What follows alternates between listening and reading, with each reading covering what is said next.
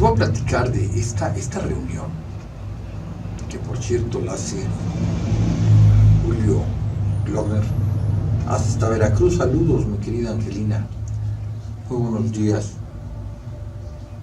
Julio Glockner hace una dinámica muy padre, porque sienta a un moderador y a varias personas, consejeros o presidentes de asociaciones civiles que trabajan con el ayuntamiento o que están trabajando con el ayuntamiento actual en Puebla.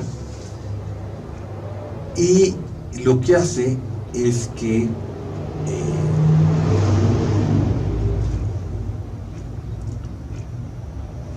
en la pantalla pone: ¿qué crees que sea necesario para tener un mejor desarrollo municipal? Entonces cada quien pues empieza a hablar su experiencia. ¿Cuál es el principal problema que estamos viviendo actualmente? La inseguridad pues barrió, ¿no? Todo el mundo habló de la inseguridad. Lo interesante de esto es cómo lo vieron, ¿no?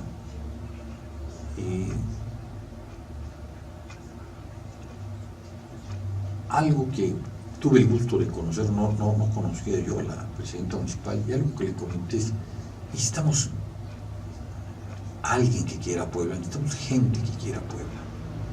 Y sí, somos muchos, pero no participamos. La presidenta municipal no va a poder hacer sola todos los cambios que se necesitan hacer para recuperar la seguridad o la inseguridad, o para combatir la inseguridad que nos dejó la administración pasada, y menos en un mes, ¿no? Y cuidado que ha sido muy criticada, y luego ponen cosas, la verdad, muy desagradables que no deben de ser. Yo no soy del partido que es la presidenta, como todos saben, ella es de Morena y yo soy panista. Pero si yo como panista quiero ganar las siguientes elecciones, no lo voy a hacer a base de insultos, lo voy a hacer con buenas propuestas. Y ahorita que me hicieron el favor de invitarme, ya Caro ya apareció. Caro, ahora nada más dime cómo te doy de alta aquí, y con todo gusto lo hago.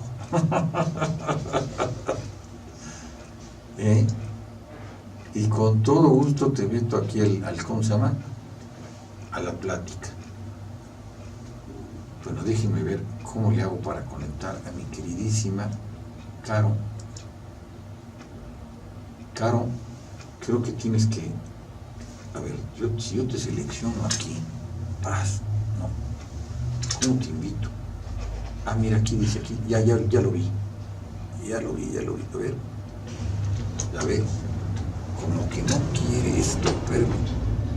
Ay, dice, invitar, sí. Hombre, qué maravilla esto de la tecnología.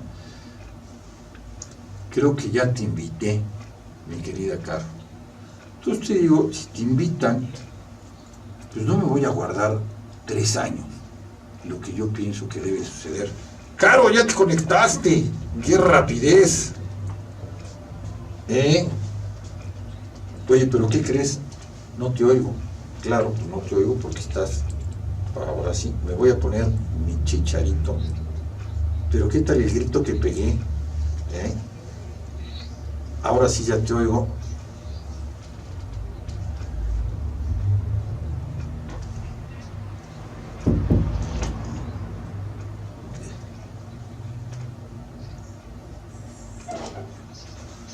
Oye, claro, está simpaticísimo esto. Esto no lo había yo hecho. ¿Me oyes perfectamente bien? Aquí te oímos perfectamente bien y te vemos. Es más, oye, y también escuchamos a tu hija.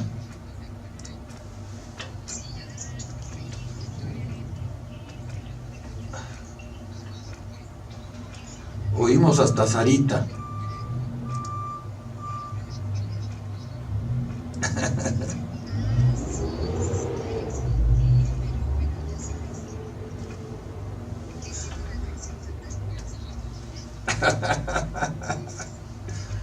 Pues empieza, por favor, con el tema del día de hoy, que es la Revolución Mexicana, y escuchamos a Caro. Nada más que te tengo que poner en altavoz. A ver, ahí te voy a poner en altavoz para que salgas en la radio. Ahí. El tema, ahí está, del día que es la Revolución Mexicana, y escuchamos a Caro. Nada más que te tengo que poner en altavoz. A ver, ahí te voy a poner en altavoz para que salgas en la radio. Ahí. El tema. Adelante, Caro. La Revolución Mexicana, y escuchamos a Caro. Nada más que te tengo que poner en altavoz. A ver, ahí te voy a poner en altavoz para que salgas en la radio. Ahí. Adelante, Caro. Sí, bueno, pues querido, el día de mañana conmemoramos un aniversario más de la Revolución Mexicana.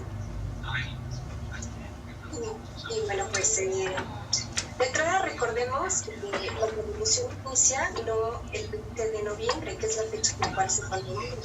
En realidad, como todos espero que la mayoría de los gobiernos sepamos, la revolución inicia el 18 de noviembre, cuando va a ser trascendental en buena parte de la vida del país.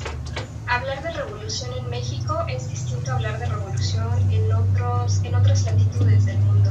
La revolución mexicana en realidad no llega a todos los lugares del país, pero sería muy bueno iniciar con los antecedentes de lo que ocasionaron ese movimiento. Yo sé que aquí tú y yo tenemos muchas divergencias de opinión, pero pues uno de los temas principales que motiva la sublevación es el autoritarismo que se vivió durante 30 años por el tema del porfiriato. Un hombre como Porfirio Díaz, que había participado en la batalla de Puebla, que venía de la corriente liberal, que era un hombre que creía en temas como la democracia, la justicia, la soberanía, que inclusive llegó a estar en contra de Benito Juárez por el tema de la reelección y de Lerdo de Tejada, y que una de las frases es justamente pues el hecho de que no exista la reelección, y que finalmente él se reelige una cantidad de veces impresionante. Veníamos de un escenario en el cual había muchísima inestabilidad social, en el cual las personas cambiaron el tema de la democracia por la estabilidad. Y Porfirio Díaz, con su segunda esposa, que es Carmelita, se acerca muchísimo, pero muchísimo a las corrientes francesas, sobre todo al arte francés. Y entonces todas las construcciones que se realizan durante el porfiriato pues van a ser de este tipo, van a ser totalmente afrancesadas. La música que se escucha, la moda de la época, los libros que se traducen en ese tiempo. Y bueno, pues es una élite en torno al porfiriato bastante peculiar. Los militares cobran una fuerza muy importante durante el gobierno de Porfirio Díaz. Él era militar finalmente, y entonces les da una fuerza impresionante. Las haciendas, hay un libro que por cierto te obsequié, Juan Francisco, que no sé si has leído, pero que todo mexicano sería una obligación leerlo, porque hay tentaciones que inclusive son muy vigentes en el país. Cambiar la democracia por estabilidad con gobiernos autoritarios, y que inclusive te pueden dar certezas económicas, pero que el costo a la gran mayoría de las masas es impresionante.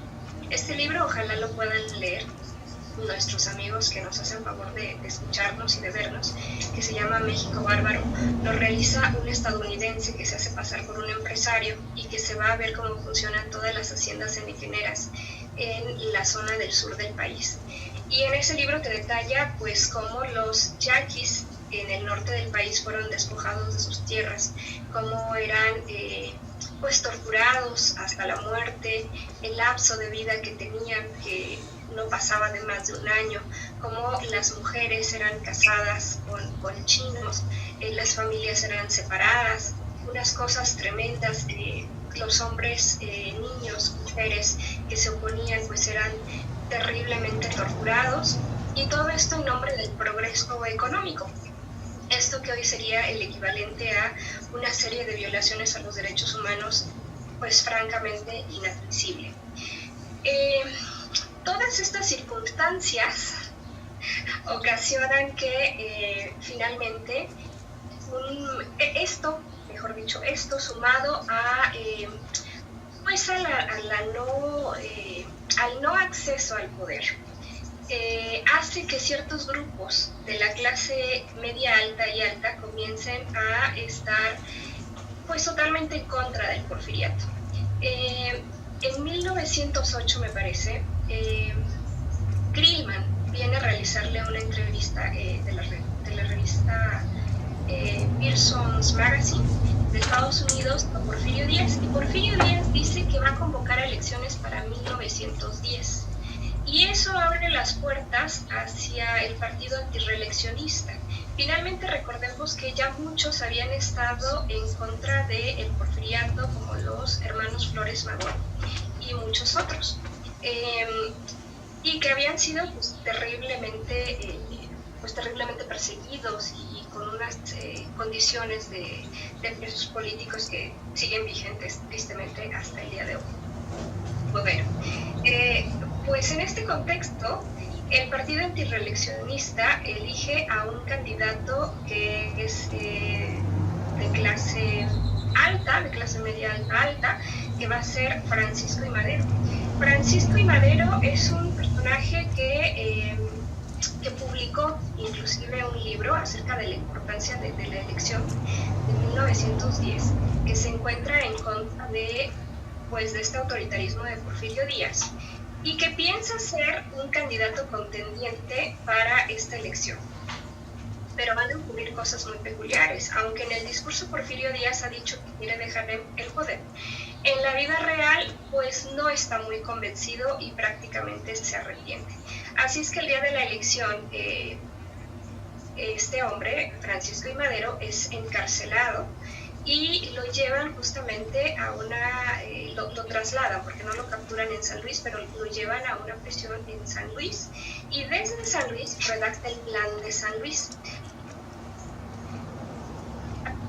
La finalidad del Plan de San Luis es que pues se convoque a una lucha armada por el tema de que Porfirio Díaz, por la manera electoral, no piensa ni quiere dejar el poder.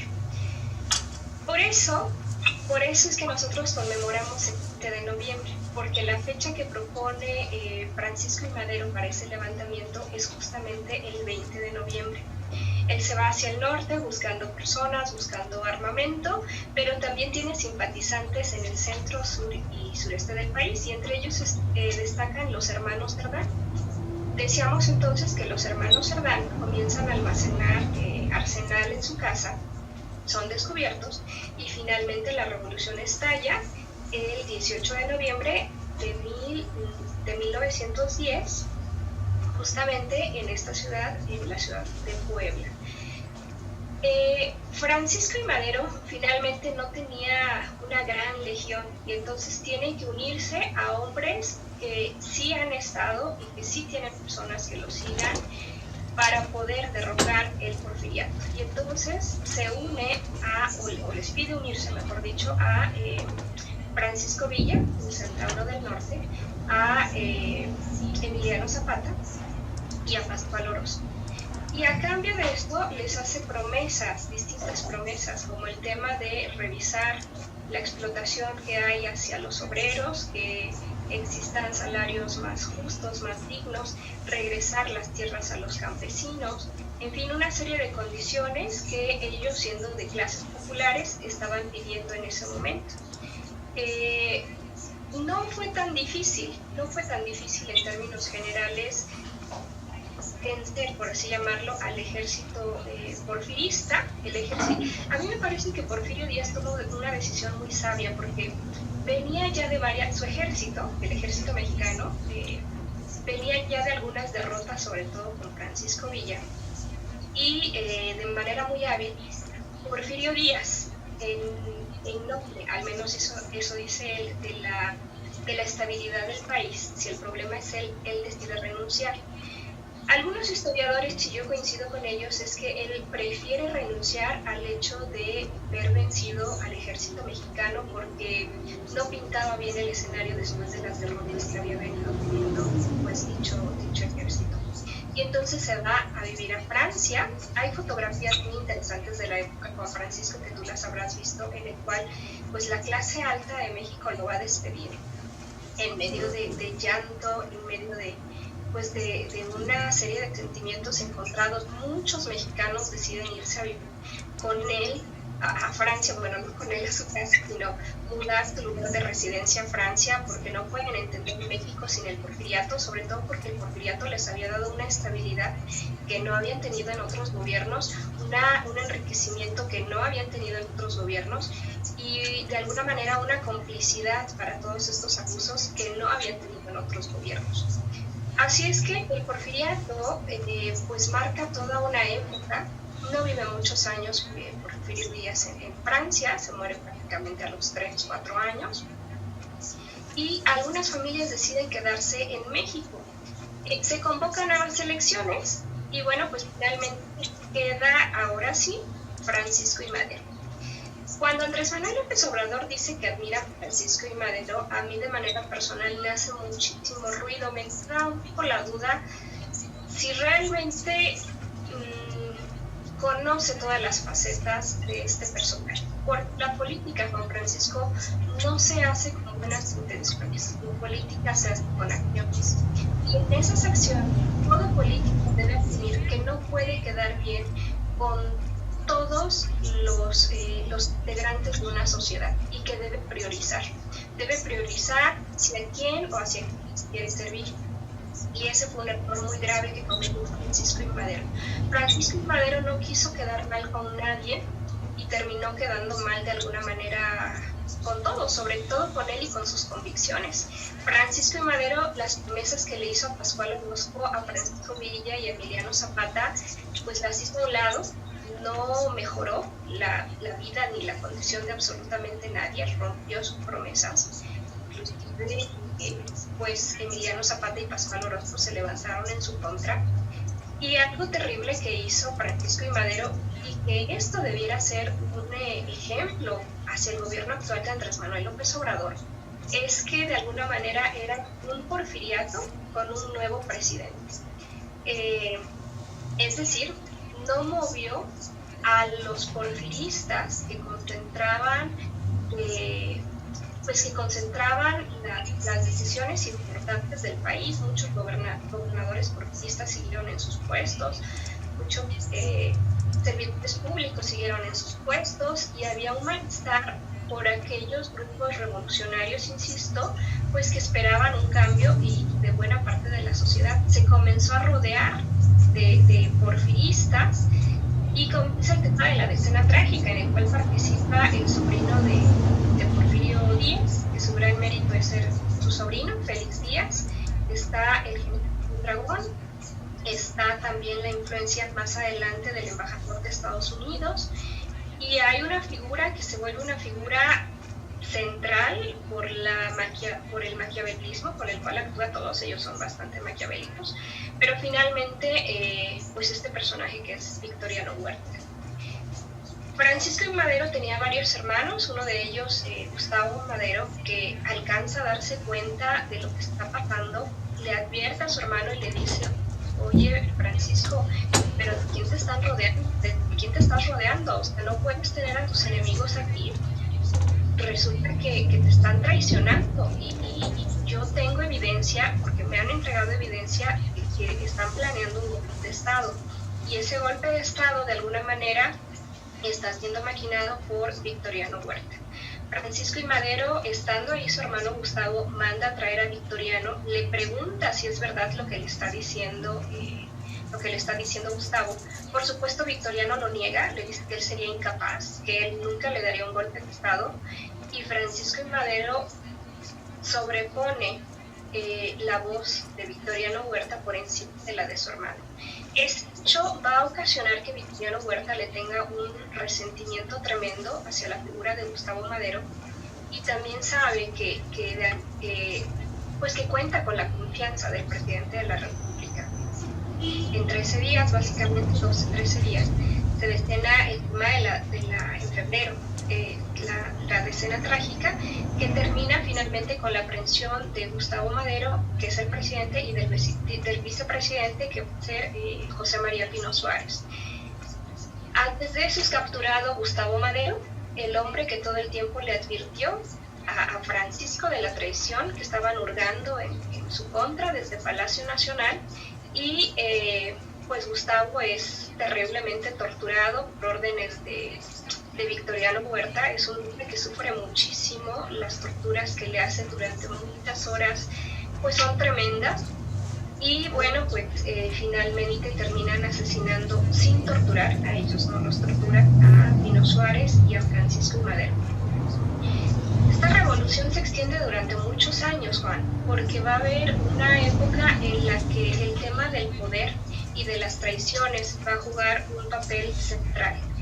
Finalmente va a llegar Victoriano Huerta a la presidencia, y pues va a haber algunas voces que van a levantar, como la de Venustiano Carranza, como la de Emiliano Zapata, la de Francisco Villa, y algunos marcan el fin de la revolución con el gobierno de Carranza y la Constitución de 1917, y otros se lo llevan, que yo coincido con eso, hasta una época más estable, que va a ser con el surgimiento del PNR con Elías Calle. Y entonces él aglutina a todos los sectores sociales, campesinos, obreros, maestros, médicos, ferrocarrileros, absolutamente a todos, crear un partido Estado, porque surge desde el Estado, que les va a ir cubriendo las demandas que ustedes necesitan.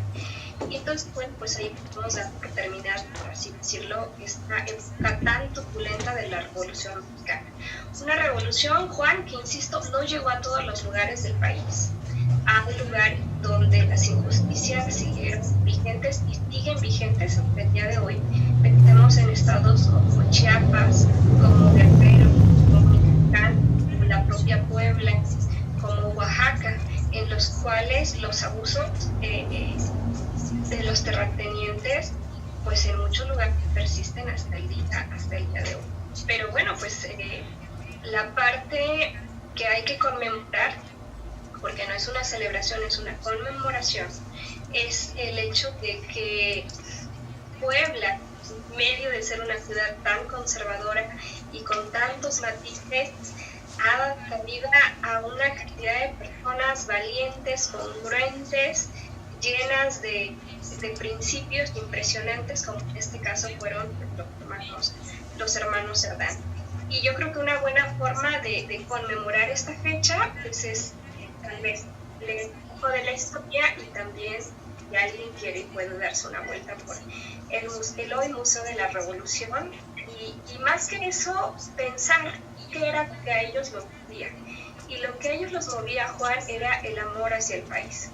Y no solo el deseo de estabilidad, porque ellos no eran personajes que no supieran cuáles podían ser las consecuencias de sus acciones, sino que querían que las condiciones en las que ellos vivían las tuvieran absolutamente todos los mexicanos. Y al no tenerlas todos los mexicanos, y al no haber una opción electoral, pues tristemente, como en muchos momentos históricos se entiende, pues su única opción fue el tema de acudir a las armas. Mi querida Caro, nos platicaste la Revolución Mexicana en muy breve tiempo, y algo que llama mucho la atención, el que comentas, es que tristemente en la actualidad sigue habiendo muchas diferencias económicas, y precisamente Puebla es una de ellas. Aquí donde fue la cuna de la revolución, tú misma lo acabas de decir, el 18, es cuando el ejército, el 18 de noviembre, cuando el ejército rodea la casa de los Cerdán, ¿no?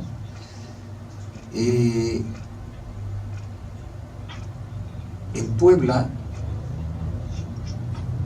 el hacinamiento, el que vivan muchas personas en un espacio muy reducido, que por cierto es un dato que ya lo he dado en varias ocasiones, lo vuelvo a dar.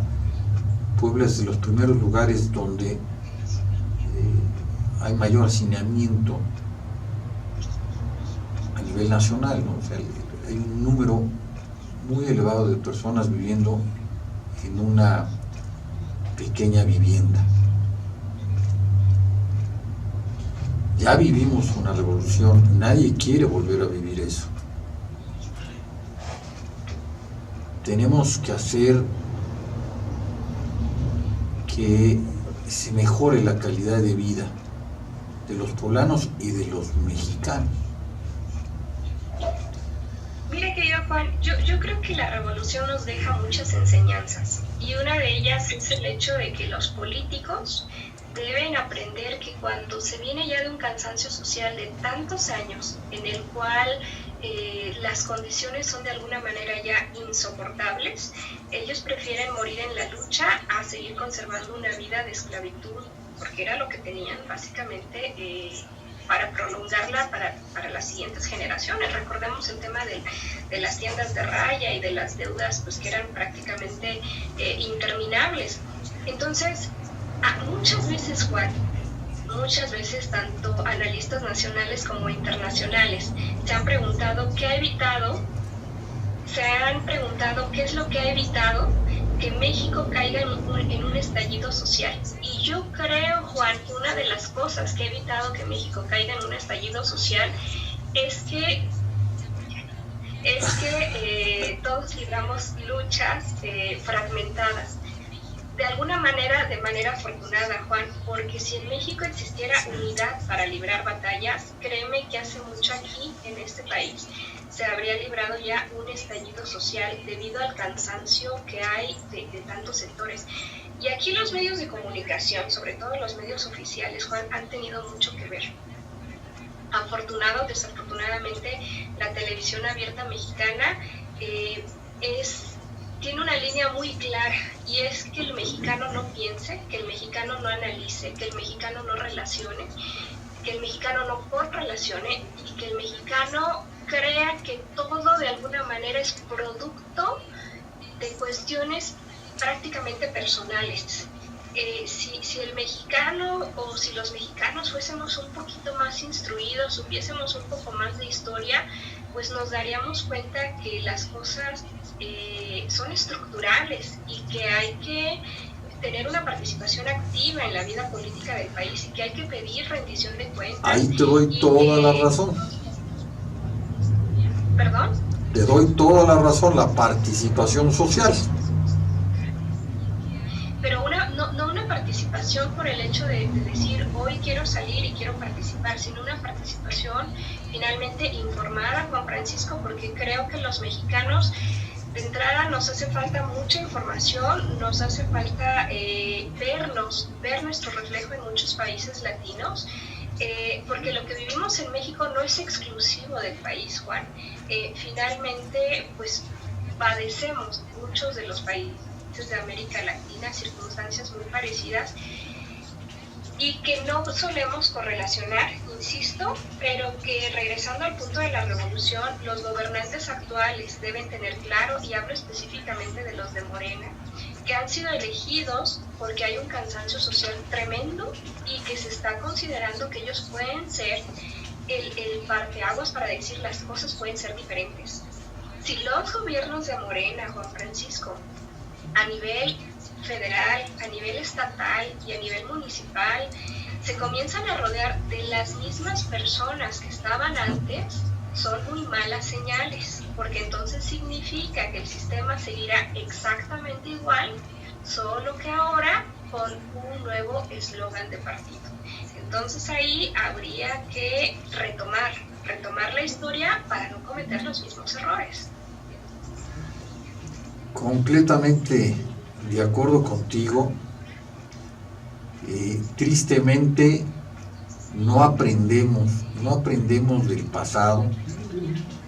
Tenemos que estudiar muy bien el pasado para no seguir cometiendo los mismos errores. Estamos viviendo tiempos de una mala administración política. Estamos terminando un sexenio donde todo el mundo comenta que ha sido un gobierno sumamente corrupto y donde se ha incrementado la pobreza. Y lo que tiene que suceder es incrementarse la riqueza y distribuirla mejor en base a combatir la corrupción, la impunidad y pues todos estos desfalcos que hay al erario público, ¿no? Leía yo hace rato que la Secretaría de Hacienda comentaban de el antiguo auditor pues le perdonó impuestos por 170,000 millones de pesos a un grupo de empresarios de lo más fuerte del país. Entonces, ¿por qué esa diferencia? ¿Por qué unos pagan impuestos y otros no? Creo que se debe de tener mucho cuidado en lo que se está haciendo, porque ya los niveles de inconformidad por parte de un sector muy elevado de la población pues son muy altos, ¿no? No sé qué opinas al respecto. Mira, Juan, a mí me ocasiona,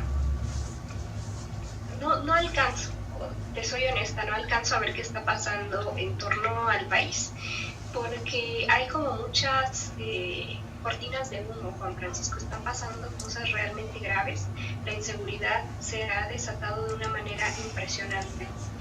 Es decir, veníamos ya de algunos años en el cual los índices se iban elevando, pero pareciera ser como si alguien hubiese accionado un botón y hubiese dicho, pues ahora vamos, o que se vaya la inseguridad con todo.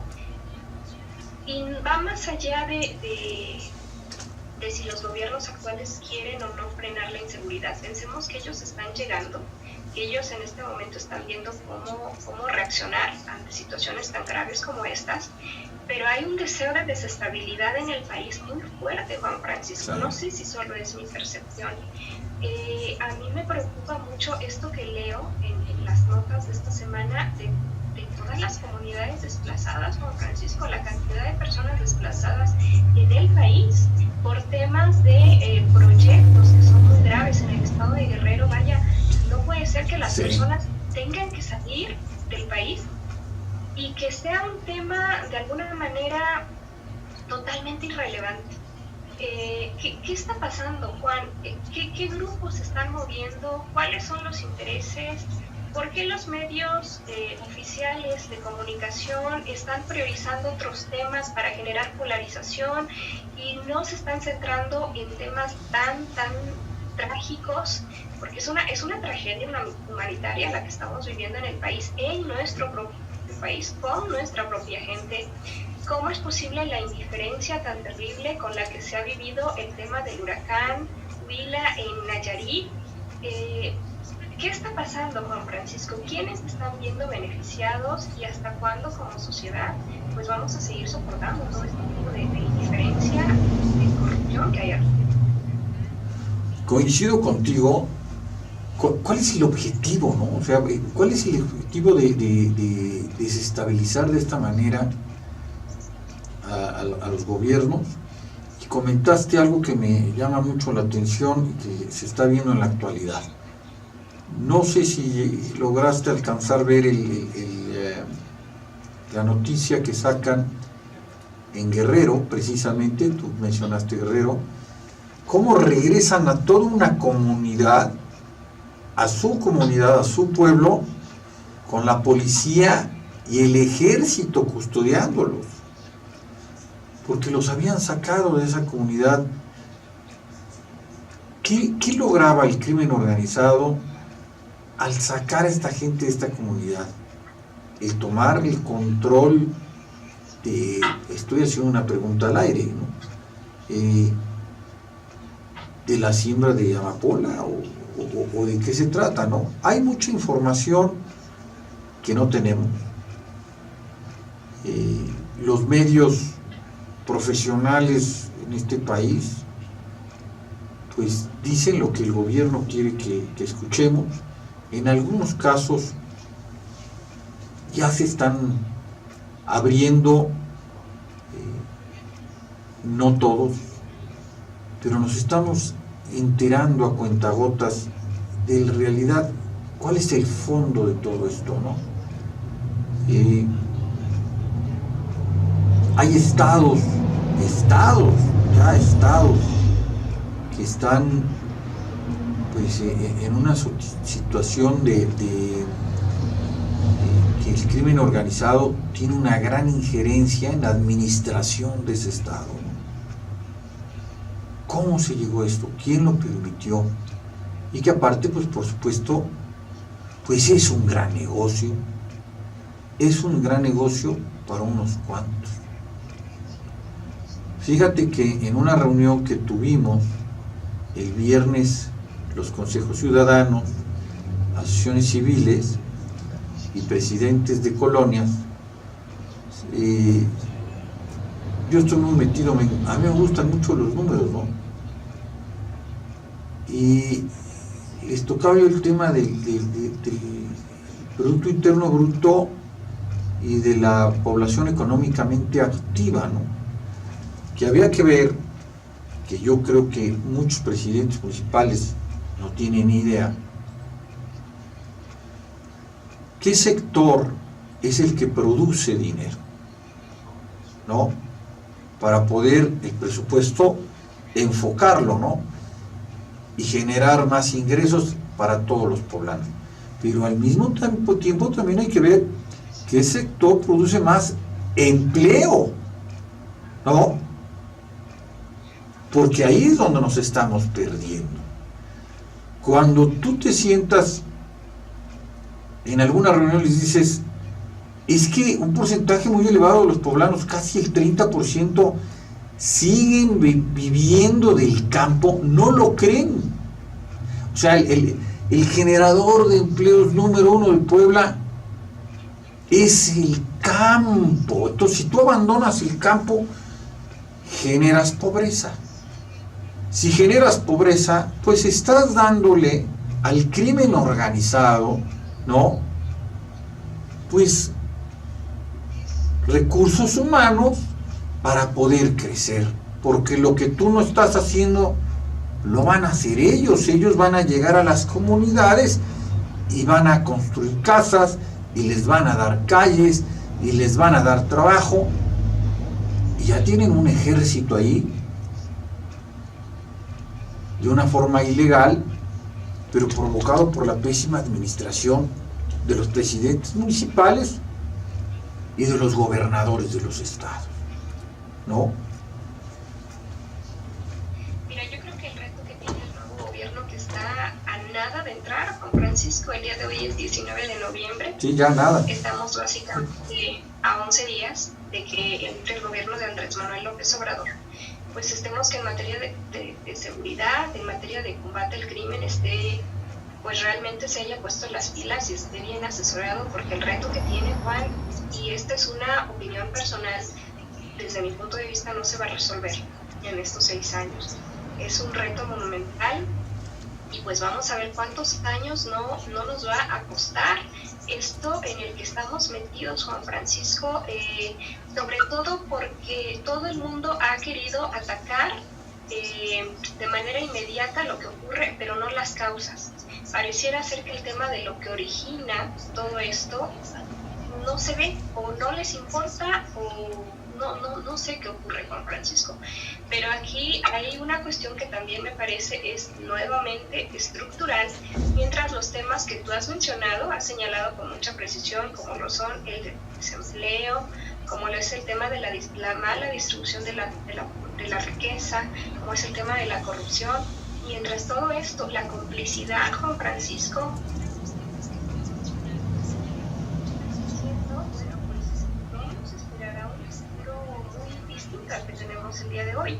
Ahora bien, si el gobierno está dispuesto a asumir las consecuencias y a decir, no importa el nombre, el apellido de la persona que tenga que caer para que asuman las consecuencias y que esto realmente se vea como un tema serio, pues entonces yo creo que ahí sí México tiene la opción de cambiar. Hay preocupación cuando todos sabemos de pronto quiénes son ciertos personajes y que pues están relativamente cerca o muy cerca del poder, y entonces uno es inevitable hasta qué punto este cambio va a poder suscitarse o no. Regresemos al punto, al beneficio de la duda. Es un gobierno que aún no iniciará en el caso del gobierno federal el 1 de diciembre, y pues veremos qué ocurre. Yo creo que estamos en un momento que es fundamental, un momento histórico, para bien o para mal, Juan Francisco, en la vida de este país, y esperemos que las cosas se hagan como no se han hecho en los últimos sexenios, en hace ya muchísimos sexenios, no son los últimos 3, o sea, es desde que comienza este grupo de tecnócratas en el cual pues todos salieron enriquecidos de una manera impresionante. Pensemos en el tema de los gobernadores, Juan Francisco. Tú debes haber visto la nota, la debiste haber leído por la mañana, de un gobernador muy cercano, que resulta que es socio de una cadena de hoteles, y que de 30 y tantos hoteles pasaron a casi 200. O sea, ¿qué pasó ahí, Juan Francisco? Que alguien nos explique. Pues nada más ahí esa pequeña inversión que tiene, estás hablando son de 15 pasó a 140, son casi 500 millones de dólares, o sea, 10,000 millones de pesos. Sí, eso ya no se tiene que ver en México. Mira, si lo hacen de una manera decente, si lo hacen de una manera personal, él y su familia, pues vaya, está bien, ¿no? Pero lo que no se vale es que, dice, de 15 pasó a 138 hoteles. Pero somos realistas, Juan Francisco. A ver, perdón que te interrumpa. No, perfecto, adelante. En un país como México. Sí. En un país en el que el salario mínimo está en 88 pesos. Sí. De manera honesta, Juan, de entrada definamos qué es honestidad. De manera honesta tú puedes generar una riqueza tan tremenda. Tú mejor que yo debes conocer empresarios honorables que vienen de generaciones y generaciones. 100 años. Nadie acumula esa cantidad, vaya, en 6 años, ni en 3 años, ni en 10 años, ni en 20, ni en 30, Juan Francisco. Para generar una cantidad como esa es porque has utilizado recursos públicos, es porque hay una serie de complicidad, es porque no sé cómo está el tema de los trabajadores, pero de manera honesta nadie logra esas cantidades, y no me refiero solamente a este gobernador en particular, Juan Francisco, sino a varios de los servidores públicos, la gran mayoría de este país, que las riquezas son impresionantes. Ya veo que Sarita quiere participar. De parte de todos, un fuerte abrazo a Sarita, que por más que la empujas, dice Sarita, yo quiero participar. Saludos, Sarita, un beso enorme. Pues sí hay muchas cosas que hacer, y mira, yo creo que lo primero que no debemos de hacer es pelearnos. Por supuesto. Qué tristeza ver lo que está pasando en la Cámara de Diputados local. Qué tristeza ver que a nivel nacional, en el Congreso de la Unión, ojo, el Congreso de la Unión, por favor, así se llama. Si se enfrenten de esa manera por no pensar igual. O sea, yo creo que hay que respetar. La única manera de seguir adelante y de que aparte competimos con todo el mundo, salieron 11,000 millones de dólares en octubre del país, se fueron a Brasil por todo esto que estamos haciendo y que lo estamos haciendo mal. Debemos de recuperar la confianza a nivel internacional y posteriormente, por favor, señores diputados locales. Pero también veamos, Juan, perdón, no. Juan, que no es exclusivo de lo que pasa en México, tiene que ver con el contexto de Brasil. Y en Brasil ha ganado la ultraderecha, pero ultraderecha, la cual el tema del derecho a sus trabajadores lo pasa por el arco del triunfo. Es decir, las empresas internacionales, por supuesto que se fueron, sí, por el tema de lo que está pasando a nivel nacional, pero por todos los beneficios que un gobierno de ultraderecha les generará en el tema de Brasil. Entonces, es el conjunto de ambas cosas, no es exclusivamente lo que pasó aquí. No, pero esto es bolsa, esto es en la bolsa de valores, esto es confianza, esto es en base a las declaraciones que hacen unos y otros que están participando actualmente en la política y que, pues tristemente, todavía ni empieza el nuevo gobierno y ya se están dando hasta con la cubeta, y creo que eso no le conviene a nadie. Te digo que, pues hablando de algo bueno, me gustó lo que hizo el Ayuntamiento de Puebla, el habernos invitado ahí a participar y el escuchar gente de todos los sectores. Coincidimos todos en algo que es: hay que mejorar la inseguridad en Puebla, que estamos fatal. Se comentó de, pues la seguridad somos todos, no le podemos dejar tampoco la seguridad que ahora que nos están llamando a participar, bueno, pues participemos todos. Veamos, en nuestra colonia sabemos perfectamente bien quiénes son los buenos y quiénes son los malos. Me comentaba el presidente de una colonia que él tiene datos de dónde viven las personas que asaltan en su colonia y luego lo robado, las refacciones y demás, ¿qué refaccionaria las vende? Entonces aquí lo que dices es, bueno, aquí hay una complicidad por parte de las autoridades. Tú hace rato comentaste algo que es muy cierto, pues ¿quién apretó el botón para que de repente... Mira, Juan, te comentaba en la semana, perdón que te interrumpa, sí, y abonando, señalando, perdón, la sinfonía musical del momento.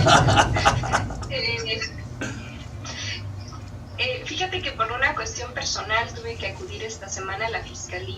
Yo también, sí, buen comentario. Qué terrible desorden hay en la fiscalía. Sí. Las personas cuando te reciben, o en este caso cuando me recibieron a mí y a todos los que íbamos llegando, nos enviaban a una... pues con una persona, y esa persona te decía, no, es que conmigo no es, pero por supuesto te lo decía después de hora y media de que estabas ahí esperando. Usted debe dirigirse a tal otro lugar. Y entonces en tal otro lugar, que es la denuncia express, que fue en mi caso, pues espérate otra hora y media, porque aunque la denuncia es express y se supone que se tiene que realizar a más tardar en 15 minutos, pues terminas esperando muchísimo tiempo.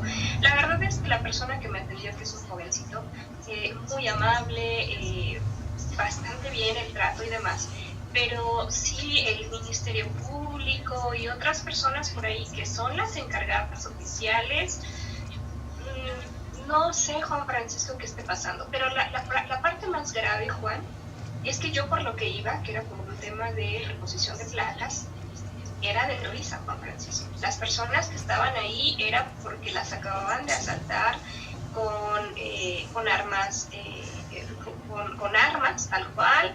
Un joven llegó con un cachazo en la cabeza, otra chica llevaba la frente partida porque una noche antes habían entrado a su casa, los habían golpeado, muchísimas personas que llegan. El asalto en las calles, Juan Francisco, es impresionante, y el asalto que se está dando en los autos, Juan.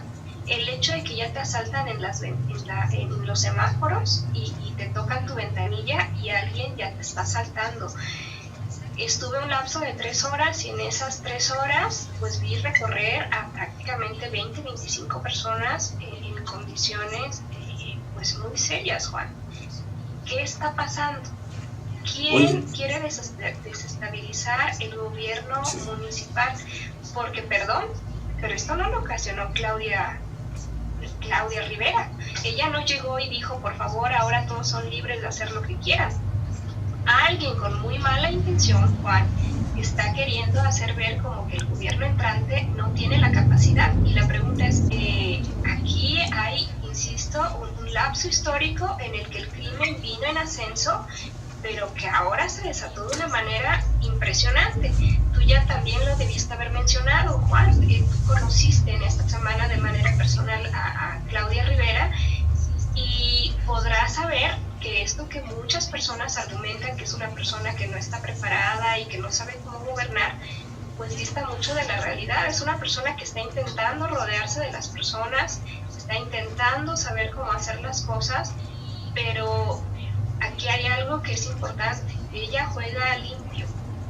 Las personas que le están haciendo todo esto, pues se ve por la forma de actuar que son personas que llevan mucho tiempo en esto y que están golpeteando de manera pues muy desleal. Vaya.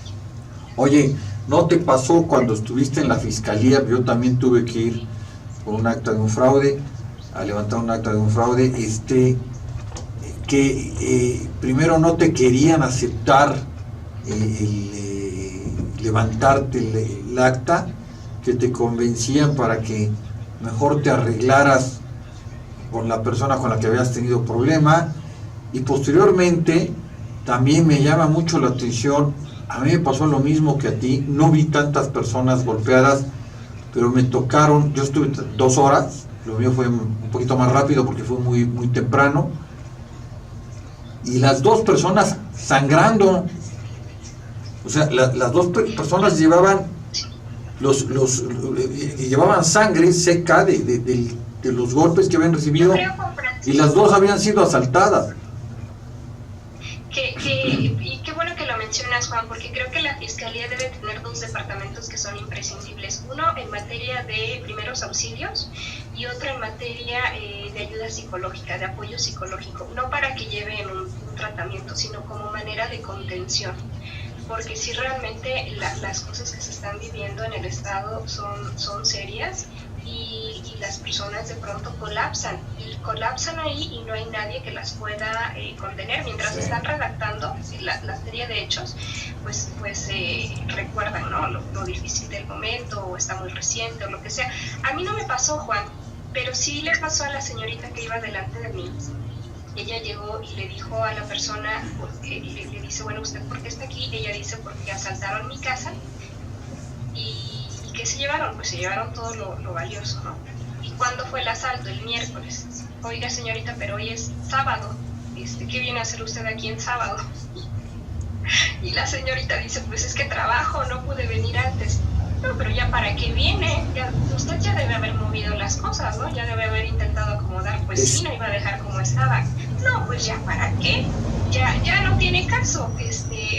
Si usted insiste, le tomamos su denuncia, pero pues ya la verdad ahorita ya no tiene ningún sentido. Juan, te escuchaba, yo no sabía si reír o llorar. Sí, verdad, no están al servicio no están al servicio de los poblanos. Eso es algo increíble, y como dicen por aquí, nos están asaltando y Tony Gali está cantando, ¿no? Se puso a cantar en la ciudad de las ideas y afuera de la ciudad de las ideas asaltando. Estamos muy mal. Sí, y aparte es una impotencia, porque las leyes parece ser que están hechas para defender a los criminales y no para defender a la sociedad. 902. Mi querida Caro, sí, interesantísimo, muchas gracias por conectarte con nosotros. Veo que ya estás mejor de salud porque si traías un golpe. Traes ahí a tu asistente, también muy cercana. Pues muchísimas gracias por haberte conectado con nosotros. Muchas gracias a todos. 19 de noviembre de 2018. Estamos transmitiendo desde Puebla a Puebla. Su noticiero Realidades y Opiniones en México Prioridad. En nombre de Leobardo Espinosa, director de México Prioridad, Ricardo Camela en los controles, Javier Águila en la cámara, Caro, que la tenemos aquí,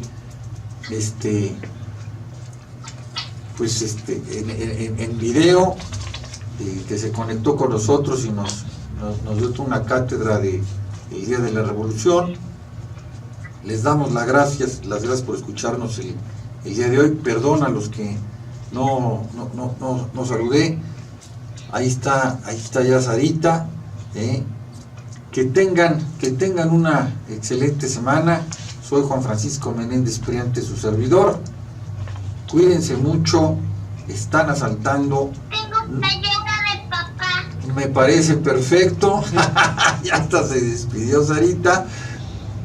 Les deseamos una excelente semana. Cuídense mucho, no salgan solos y tengan mucho cuidado. Un fuerte abrazo. Gracias, Caro, muy amable. Un abrazo, Juanito, excelente inicio de semana. Adiós, Sarita. Adiós. Adiós.